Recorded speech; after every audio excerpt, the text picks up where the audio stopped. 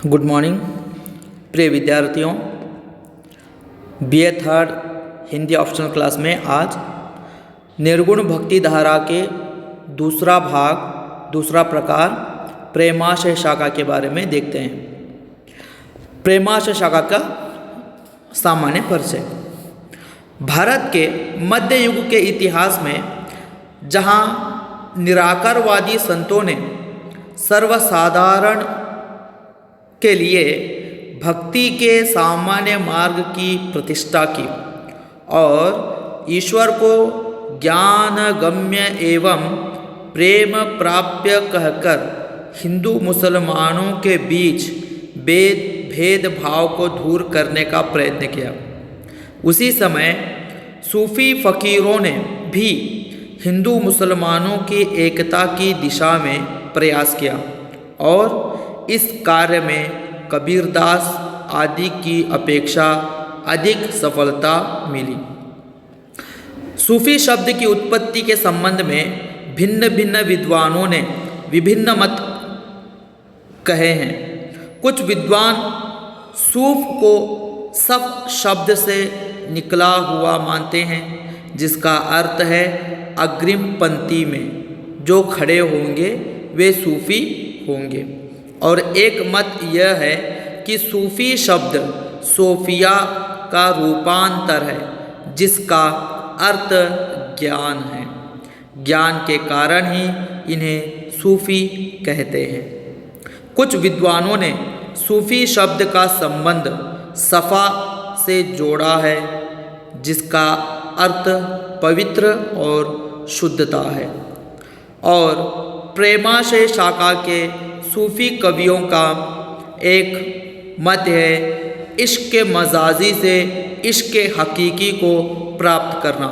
इश्क अर्थात प्रेम, इश्क मजाजी जैसे कि हमारे सामान्य लोगों के इश्क प्रेम, उसके माध्यम से इश्क हकीकी अर्थात भगवान के प्रेम को प्राप्त करना।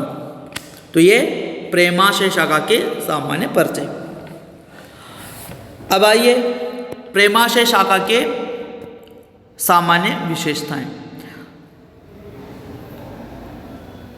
सबसे पहले प्रबंध कल्पना, भाव व्यंजना, चरित्र चित्रण, लोकपक्ष एवं हिंदू संस्कृति, शैतान, मंडनात्मकता, नारी चित्रण और भाषा शैली। तो प्रबंध कल्पना, इसके बारे में देखते हैं कि सूफियों ने लौकिक प्रेम कहानियों के माध्यम से अलौकिक प्रेम की अभिव्यंजना की है। लौकिक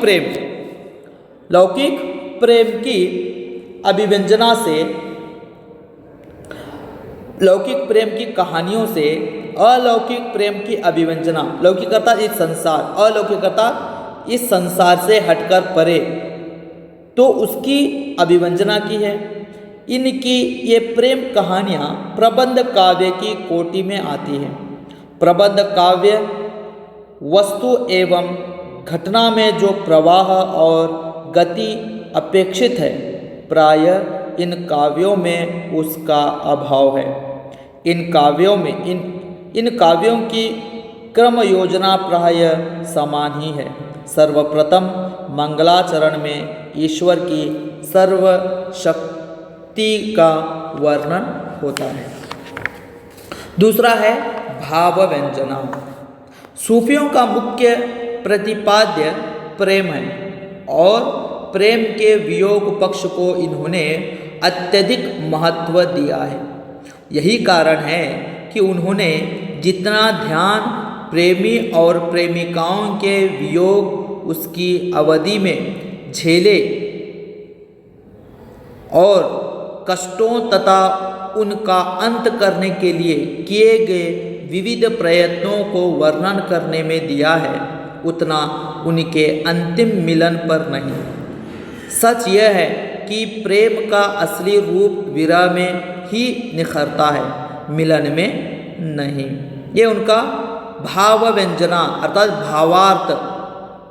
तो भगवान की भक्ति में कैसे लीन होना चाहिए, क्योंकि वो खुद को प्रेमी और भगवान को प्रेमिका मानते हैं सूफी।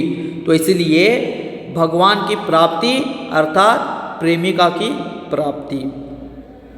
तो उनका मानना है कि भगवान की प्राप्ति में जितना सुख है उससे अधिक उसके विरह में सुख मिलता है। तीसरी विशेषता है चरित्र चित्रण।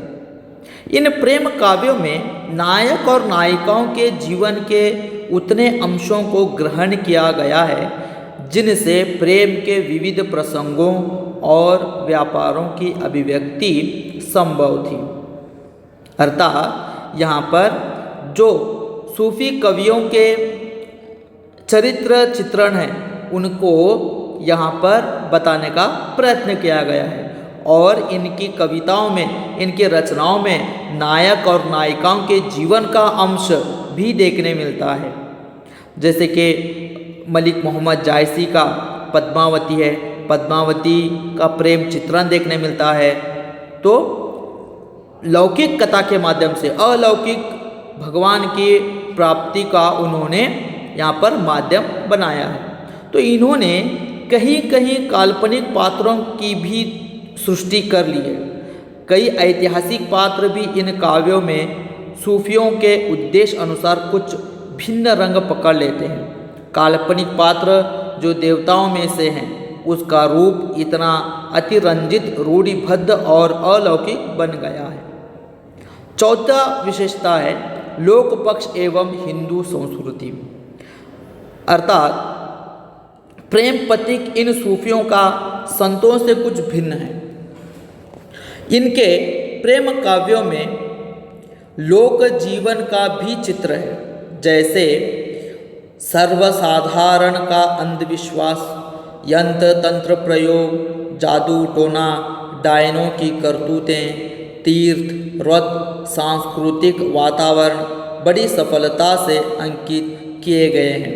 इनके द्वारा प्रचलित कथा रूढ़ियों तत्कालीन जीवन के समझने के लिए और भी सहायक सिद्ध होती है। इन्होंने हिंदू धर्म के सिद्धांतों, रहन सहन और आचार विचार का सुंदर वर्णन किया है। तो यहाँ पर प्रेमाशय शाखा के सूफी कवियों ने अपने कविताओं में, अपने प्रबंध कविताओं में उन्होंने अपने लोक पक्ष के साथ साथ हिंदू संस्कृति का भी उसमें वर्णन किया है। अगली विशेषता है शैतान। अर्थात यहाँ पर जैसे संत कवियों में, संत ज्ञानाशय शाखा के अंतर्गत जैसे रहस्यवाद हम कहते हैं, यहाँ पर रहस्यवाद देखते हैं, उसी प्रकार यहाँ पर शैतान है। सूफी प्रेम काव्यों में शैतान को माया के समान साधक को प्रेम के साधना मार्ग से भ्रष्ट करने वाला माना गया है। अर्थात यहाँ पर भगवान की प्राप्ति के लिए साधन करने में जो रुकावट आती है, जो बाधा उत्पन्न करता है, उसे शैतान यहाँ पर कहते हैं। कि एक साधक अर्थात पीर गुरु की कृपा से ही शैतान के पंजे से, उसके चंगुल से मुक्त हो सकता है। संत कवियों ने माया को हेय सिद्ध किया है, किंतु सूफियों ने शैतान को त्यागने योग्य नहीं माना है, क्योंकि शैतान के द्वारा उपस्थित व्यवधानों से साधक की अग्नि परीक्षा होती है और उसके प्रेम में दृढ़ता तथा उज्ज्वलता आती है। जैसे यहाँ पर संत कवियों ने माया, मोह माया को त्यागना ही भगवान के मार्ग में सफलता प्राप्त होती है मानते हैं, और गुरु ही उस मोह माया को दूर करने में सहायता करता है। मगर सूफी कवियों ने यहाँ पर शैतान को भगवान की प्राप्ति के लिए जितना वो रुकावट बाधा उत्पन्न करेगा, उतना भगवान की प्राप्ति के लिए उनके मन में दृढ़ विश्वास पैदा होगा और उनके दृढ़ता और उज्ज्वलता आती है, उनका मानना है। अगली विशेषता है मंडनात्मकता। निराकारवादी संतों ने भक्ति के सामान्य मार्ग की प्रतिष्ठा से हिंदू मुस्लिम एकता का प्रारंभ किया, मगर उनमें खंडनात्मकता होने के कारण हिंदू मुस्लिम, मगर सूफियों ने मुलायम स्वभाव से एकता लाने का प्रयत्न किया। इनके मंडनात्मक पद्धति से अधिक सफलता मिली।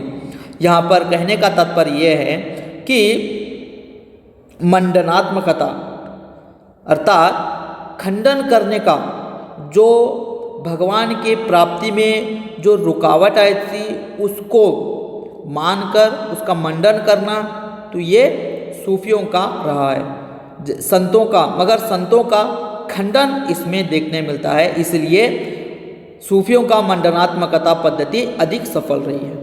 अगली विशेषता है नारी चित्रण। सूफी काव्यों की यह बड़ी विशेषता है कि उनमें प्रेम का प्रमुख स्थान नारी पात्र को ठहराया गया है। वह परमात्मा का प्रतीक है। नारी एक ऐसा नूर है जिसके बिना विश्व सूना है। अर्थात नारी अर्थात यहाँ पर सूफी कवियों ने भगवान को कहा है और खुद को प्रेमी और भगवान को प्रेमिका अर्थात नारी, तो उसका प्रतीक मानते हैं। और वो नारी एक नूर है और उसे सारा विश्व उसके बिना सूना है। परशुराम चतुर्वेदी ने कहा है, सूफी कवियों ने नारी को यहाँ अपनी प्रेम साधना के साध्य रूप में स्वीकार किया है, जिसके कारण वह इनके किसी प्रेमी के लौकिक जीवन की नीरी योग्य वस्तु मात्र नहीं रह जाती। वह उन साधकों की दृष्टि में स्वयं एक सिद्धि बनकर आती है और इसी कारण इन प्रेमाख्यानों में उसे प्राय अलौकिक गुणों से युक्त भी बतलाया जाता है। तो यहाँ पर सूफियों ने नारी को भगवान के प्राप्ति में प्रमुख स्थान दिया है। अगली विशेषता है भाषा शैली। सूफी प्रेमाख्यानों की भाषा प्राय सर्वत्र अवधि है। उस्मान और नसीर पर भोजपुरी का भी प्रभाव है। नूर मोहम्मद ने कहीं कहीं ब्रज भाषा का भी प्रयोग किया है। सूफियों ने अपने प्रेमाख्यानों में अपभ्रंश के चरित काव्यों के समान दोहा चौपाई शैली को अपनाया है। दोहा चौपाइयों अथवा द्विपदिया के अतिरिक्त सूफी प्रेमाख्यानों में सोरठे, सवैया, प्लवंगम और बरवई जैसे छंदों का प्रयोग भी कभी कभी कर लिया गया है। तो ये प्रेमाशय शाखा की सामान्य परिचय और उसकी सामान्य विशेषताएं। अगली कक्षा में प्रेमाशय शाखा के प्रमुख कवि और उनकी रचनाओं के बारे में देखेंगे। धन्यवाद।